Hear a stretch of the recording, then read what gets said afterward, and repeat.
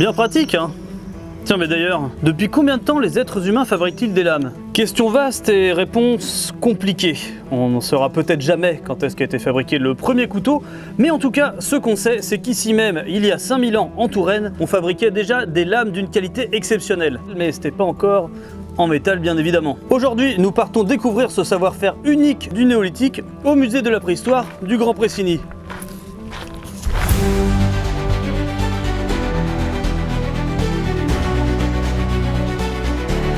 Quand on pense à la préhistoire, il y a souvent quelque chose qui nous vient à l'esprit, le silex. Et ça tombe bien puisqu'ici, au Grand Pressigny, il y a un silex particulièrement apprécié et d'une qualité exceptionnelle et qui se présente sous forme de grandes dalles. Ce silex est généralement de couleur cire, mais il peut varier du gris au cassis et s'est formé il y a 90 millions d'années durant le Turoniens supérieur. Avec cette roche, les artisans du néolithique ont créé des lames longues et régulières, à la fois tranchantes et esthétiques.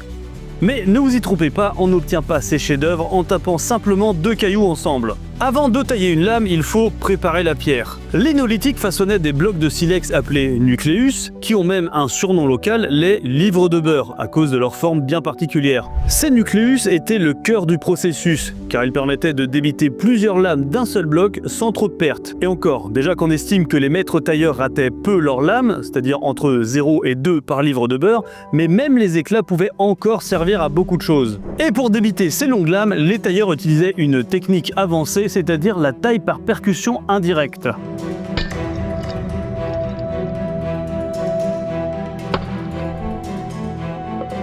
Après avoir longuement préparé les livres de beurre par le détachement d'éclats, les artisans débitaient les lames longues et régulières avec des percuteurs en bois ou en matière animale. Cela ne se faisait donc pas par de la force brute, il fallait un vrai savoir-faire transmis pendant des générations. Et je peux vous dire que c'est pas aussi simple que ça en a l'air. J'ai moi-même essayé de tailler du silex pendant plusieurs jours et tout ce que j'ai obtenu, c'est un hématome sur mon pouce qui m'a suivi pendant des mois. Mais une fois bien taillées, ces lames étaient redoutablement efficaces. Elles servaient à couper du bois, des plantes et bien sûr de la viande, ce qui en faisait les couteaux suisses ou couteaux à tout faire du néolithique. Ces lames n'étaient pas cantonnées à la Touraine et voyageaient loin, très loin. On en a retrouvé à des centaines de kilomètres d'ici, dans ce qui est aujourd'hui la Bretagne, la Normandie, l'Allemagne, les Pays-Bas ou même la Suisse. Elles étaient exportées sous forme de lames régularisées ou de poignards, prêts à être utilisés sur place. Et ça montre l'existence de véritables réseaux commerciaux au néolithique, bien avant l'invention de la monnaie. Mais ces objets n'étaient pas uniquement des outils, c'était surtout des objets de prestige. Avoir un grand poignard en silex du Grand Pressigny, c'était un marqueur social. Aujourd'hui, on pourrait comparer ça à un couteau de luxe ou un sabre d'exception. Ce commerce a prospéré durant des siècles, mais comme toute industrie, elle a fini par décliner. Avec l'arrivée du cuivre, il était plus prestigieux de posséder un objet en métal.